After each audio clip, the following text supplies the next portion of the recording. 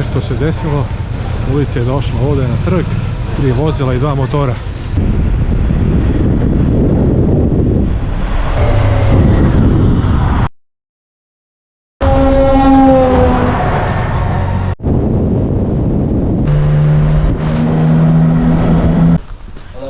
Zdravo, ja sam čekao story. Comment? Yes. Čika Story je urednik emisije. Sve je tu, sve je tako blizu.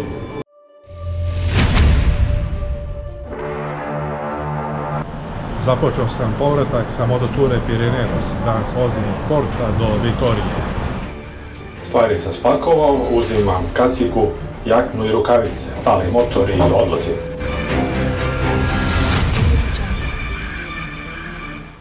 Čika Story ide nazad kroz puteve koje već zna. Svaka granica briše se sama, ka Beogradu vodi ga znak. Put se zatvara, ali san ostaje jak. Čika Story goes back through the roads he already knows. Every border fades away. Predamnom je 7 dana vožnje i preko 3000 km do Beograda. Danas tu deonicu skraćujem za 665 km. Nakon Portugala ulazim u Španiju. Najprije ću voziti kroz Galiciju. Zeleni raj koji se nalazi na severozapadu te države, a zatim kroz široke ravnice Kastilje i Leona, najveće španske regije. Današnja destinacija je Baskija, zemlja misterioznog jezika, surove snage i nezavisnog duha. Pratite me dok prelazim granice i otkrivam skrivene dragulje koje obični turisti gotovo nikada ne vide. Ovo nije samo putovanje, ovo je iskustvo Pirinejskog poluostrva iz prvog reda. Čika Story, retour sur les routes qu'il connaît déjà. Chaque frontière disparaît. Iz Porta sam krenuo rano. Prvih nekoliko kilometara vozim bez žurbe. Pravac je jasan. Unutrašnjost Portugala. Autoputevi A3, pa onda A7 i A24 ka španskoj granici. Kroz regije koje će se postepeno menjati. Nakon izlaska sa deonice autoputa A3 uključio sam se na A7. I ovo je moj prvi ozbiljan susret sa unutrašnjošću zemlje. Primećujem da se pejzaž brzo menja. Okean je ostao iza mene. Vazduh sada postaje svežiji, a put ulazi u zelenilo. Ovo nije autoput koji samo proguta kilometre. Brdovit je, širok i pregledan, sa dugim krivinama koje traže pažnju, ali nagrađuju vožnju. Negdje u blizini je i Guimarães, kolevka Portugala. I osjeća se da ovaj kraj ima težinu istorije, ne samo dobar asfalt. Prolazim kroz zeleno i brdovito srce severnog Portugala. Ovo je regija Minho, koja obiluje lepim pejzažima, koje vožnju čine zanimljivijom nego na klasičnim tranzitnim pravcima. Na 60 km ispred Španije, autoput A7 se završava i bez prekida prelazim na A24, autoput sa elektronskom naplatom. Nema rampi, nema stajanja. Kamere čitaju tablice, a za strance postoji Easy Toll punkt gdje se kartica povezuje sa tablicom i naknada se automatski naplaćuje. Ovdje počinje Trás-os-Montes, ozbiljniji deo Portugala. Planine se otvaraju, sela postaju ređa, a autoput se pretvara u dugačke pravce, povezane vijaduktima. Pogledi pucaju daleko, ka dolinama i brdima, i ovo je jedan od onih dijelova puta gde je potrebno samo držati liniju i pustiti kilometre da dolaze sami.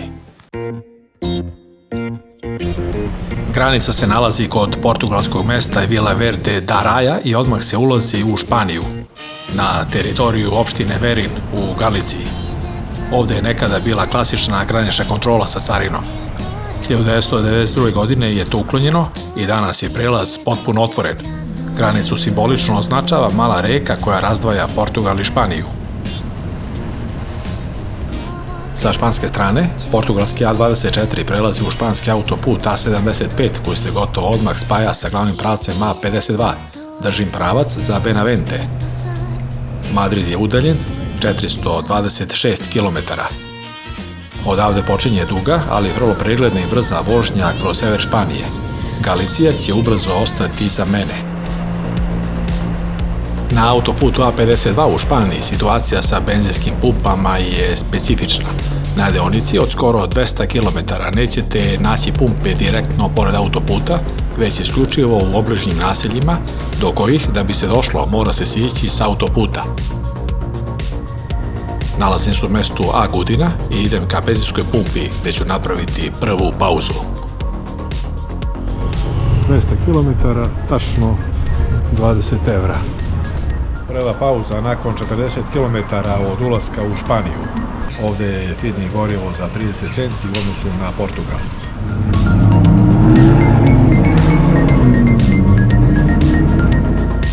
Evo, nalazim se ovde. To je neko mesto A Gudini. Nadmorska visina, ravno 1000 metara. Do sada sam prešao 200 km, do odredišta imam još 465.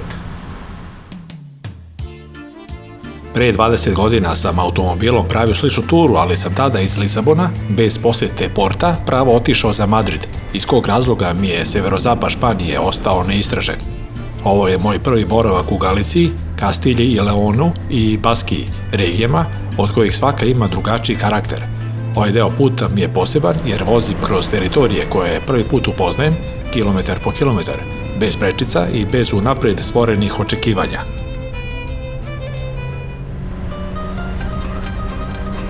Izlazim iz Galicije i ulazim u najveću autonomnu zajednicu u Španiji, nastalu spajanjem drevnih kraljevstava, Kastilje i Leona. Ovo je Zamora, jedna od 9 provincija. Regija nema zvanično proglašen glavni grad u svom statutu. Valladolid se smatra administrativnim centrom regije i u njemu se nalazi sedište vlade. Ovo područje poznato je po koncentraciji spomenika pod zaštitom UNESCO, što dobija na težini ako se ima u vidu da se Španija nalazi na 3. mestu u svetu po broju ovakvih mesta. Segovija je poznata po svom monumentalnom rimskom akvaduktu i bajkovitom dvorcu Alcazar. U Salamanki se nalazi sedište jednog od najstarijih univerziteta u Evropi. Avila je okružena najbolje očuvanim srednjovekovnim zidinama u Evropi. U Leonu i Burgosu se mogu vidjeti dve najveličanstvenije gotičke katedrale u Španiji. Ni pejzaž ne zaostaje. Regija obuhvata dolinu reke Douro i planinske vence poput Picos de Europa na severu.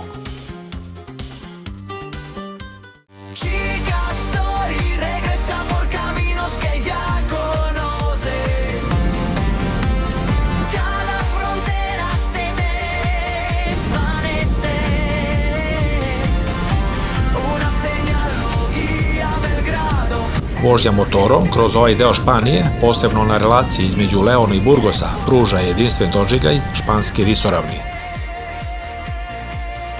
Glavna saobraćajnica koja povezuje ova dva grada je autoput A231, poznat kao Autovia del Camino. Autoput je modern, odlično održavan i generalno manje opterećen saobraćajem u poređenju sa autoputevima oko Madrida ili obale, što je idealno za motocikliste. Specifičnost ove regije je jak bočni vetar, pa budite spremni na dodatni napor pri održavanju pravca.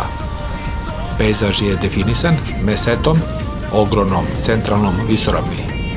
Ako prolazite ovim predelima, očekujte duge, ravne deonice koje prolaze kroz polja pšenice i suncokreta, koja menjaju boju od jarko-zelene u proleće do zlatno-žute leti. Na ovoj deonici puta od portugalsko-španske granice nema puno benzinskih pumpi pored samog autoputa. Evo, ja sam morao da se isključim s autoputa i da vozim 2 km do ove pumpe. Prvi točilac posle dužeg vremena. Litar benzina 1 euro 47 centi. Vozio sam u cugu 265 km do hotela Ibis. U Vitoriji imam još tačno 200 km, odnosno 2 sata vožnje. Temperatura 33 stepena. Stao sam ovde kod mesta Carrion de los Condes. Pogled na mapu još manje od 2 sata do odredišta. Vozim sada gore prema severu Španije, mesto Vitoria. Pumpa je vrlo interesantna, ima raznih stvarčica. I evo, mapa je ovde. Nalazim se ovde. Provincija de Palencia. Evo. I evo kako to izgleda na karti Evrope. Ovde je Beograd. Bio sam na Capo da Rocky, najzapadnijoj tački. Bio sam u Tarifi, na najjužnijoj tački Evrope. Put me vodi nazad, kroz Španiju. Sve je tu, sve je tako blizu. Popio sam jedan radler, pojeo sendvič i mogu da krenem. Veoma simpatična retro pumpa, pravo malo vraćanje u neka druga vremena. Odavde ću se ponovo uključiti na autoput koji je udaljen svega nekoliko kilometara. Ako imate vremena i ne jurite satnicu, vredi razmisliti o alternativnoj ruti. Severozapadno od Burgosa počinje put N623 koji vodi ka planinama i nudi mnogo više krivina, promjene ritma i pravog vozačkog užitka. To je put za one koji žele da voze, a ne samo da stignu. Nasuprot tome, autoput A231 je brz, ravan i maksimalno efikasan, ali bez previše emocija. Ja danas biram autoput. Jutro sam krenuo iz porta, a do mog današnjeg odredišta ima ukupno 665 km. Dan je dug, put je zahtevan i ne želim da me taj grad čeka predugo. Nekad je uživanje u vožnji stvar izbora, a danas je izbor stići na vreme. Iako su delovi autoputa pravolinijski, u daljini ćete stalno vidjeti planinske vence Picos de Europa, koji čine dramatičnu pozadinu ravničarskom tlu. Ova regija je poznata po teškoj i bogatoj hrani. Pauza u manjim mestima usput je prilika da probate lokalne specijalitete, ali pazite da se ne prejedete pre nego što ponovo sednete na motor. Put od Burgosa do Vitorije je dugačak oko 115 km i predstavlja prelaz iz suve Kastiljanske visoravni u zelene planinske predele Baskije. Kao motociklista imate dve glavne opcije koje nude potpuno različite doživljaje. Autoput AP1 je brza i komfortna opcija. Nekada je bio pod naplatom, ali je sada besplatan. Prolazite kroz prelaz Pancorbo, gde autoput bukvalno seče visoke stene. Ovo je, vizuelno, najimpresivniji deo puta gde se visoravan naglo pretvara u planinski klanac. Put N1 nudi sporiju, ali zanimljiviju rutu. Ova magistrala ide paralelno s autoputem i često je koriste vozači koji žele da izbegnu gužvu ili uživaju u okolini. Približio sam se mom današnjem odredištu, Vitoria-Gasteiz. Ovaj grad je često hladniji i kišovitiji od Burgosa, čak i ako krenete po suncu, ponesite postavu ili kišno delo jer ulazite u vlažniji klimatski pojas Baskije. Put završavam u Vitoria-Gasteizu, glavnom gradu Baskije. Gradu koji će me potpuno iznenaditi, a zbog čega saznaćete u nastavku ovog videa. Posle nekoliko regija i 665 km blizu sam kraja današnje čiste tranzitne etape, vožnje koja spaja Atlantik, planine Portugala, Galiciju, Kastilju na kraju Baskiju. Bez preterane žurbe, ali sa jasnim pravcem i ritmom. Nakon 665 km stigao sam u hotel Ibis, mesto Vitoria-Gasteiz. Grad je veći nego što sam očekivao. Hotel se nalazi u modernom delu. Ulazim da se prijavim, pa onda ću u grad. Zdravo, ja sam Čekastori. Prijava je uspješno protekla, dobijam karticu za vrata i pravac soba. Hotel deluje uredno, soba 511.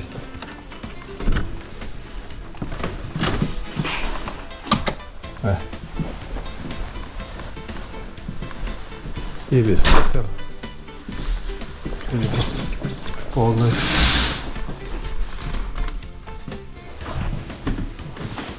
Krevet, kupatilo. Standardno. Za garderobu. TV. Nosim stočići. Ok, sasvim korektno. Lev grad, da se presvučem, pa isiću do centra Vitorije. Evo, presvučao sam se. Idem u garažu, uzem motor i onda do centra grada.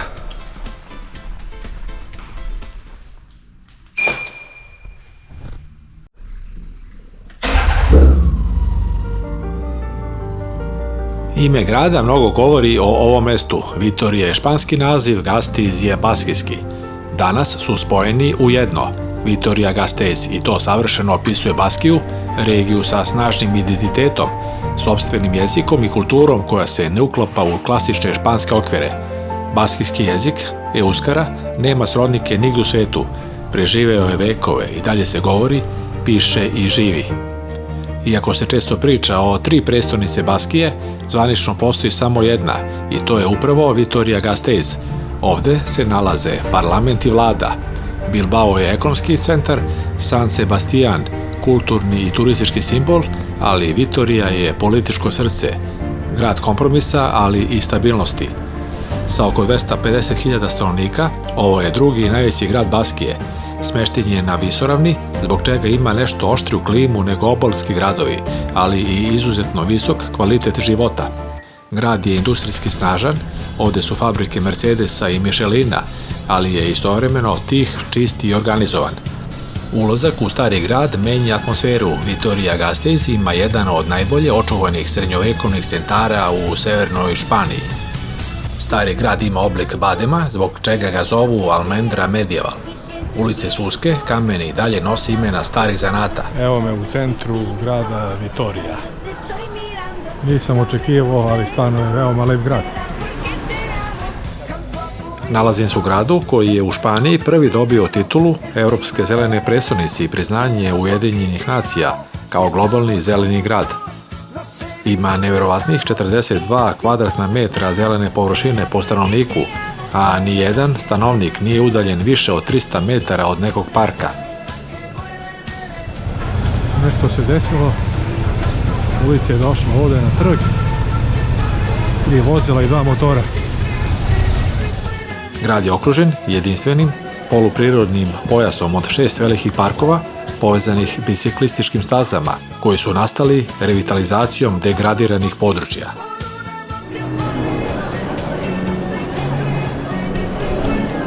Kakav Porto, kakvi bakrači, ovo je stvarno prelep grad. Nalazim se na trgu Španije, centralnom mestu okupljanja u gradu. Trg je sagrađen u 18. veku u neoklasičnom stilu. Vitorija, odnosno na baskijskom Gasteiz, jedan je od najzelenijih gradova Španije.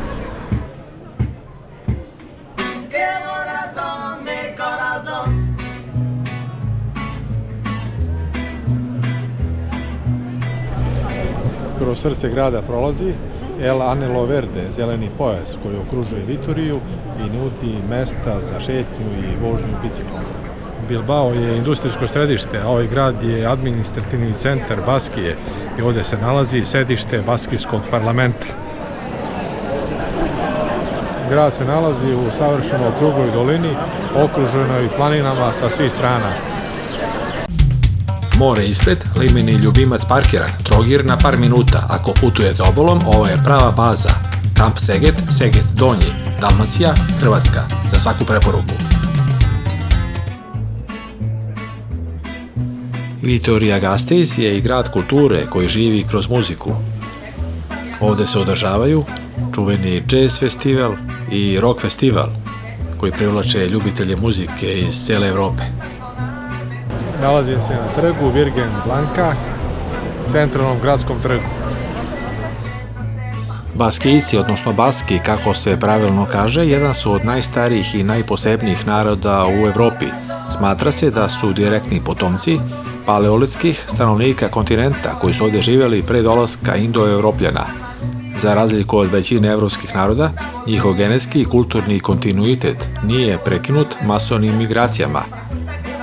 Hiljadama godina su živjeli izolovani u planinskim dolinama, što ih prema istraživanjima, uključujući i ona koja prenosi National Geographic, čini najstarijom prepoznatljivom etničkom grupom u Evropi. Jedan od ključnih stubova baskijskog identiteta je jezik. Euskara je jedini preživjeli jezički izolat u Evropi.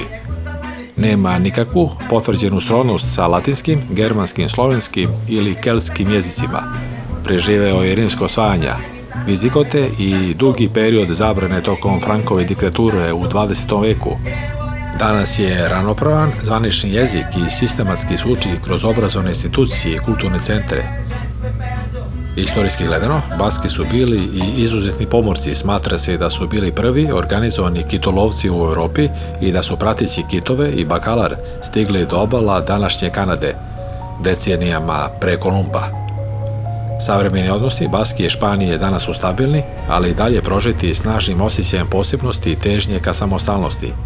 Ključ njihove pozicije leži u ekonomskom modelu poznatom kao concerto economico. Baskija sama prikuplja poreze i državi uplaćuju napred definisan iznos za zajedničke funkcije poput vojske i diplomatije. Ovaj sistem omogućio joj visok nivo stabilnosti i standarda. Vraćam se u hotel Ibis koji se nalazi u mirnijem delu grada Sansomendi. Danas, tokom dana, nije bilo mesta za uživanje. Autoput, toplo vreme. Sutra nastavljam dalje ka Francuskoj. To bi bilo sve za danas. Hvala na pažnji i svako dobro. Čika story ide nazad kroz puteve koje već zna. Svaka granica briše se sama. Ka Beogradu vodi ga znak. Put se zatvara, ali san ostaje jak. Chika story goes back through the roads. He already knows. Every border fades away. A sign leads him to Belgrade. The journey Ovo je život, motori i okean.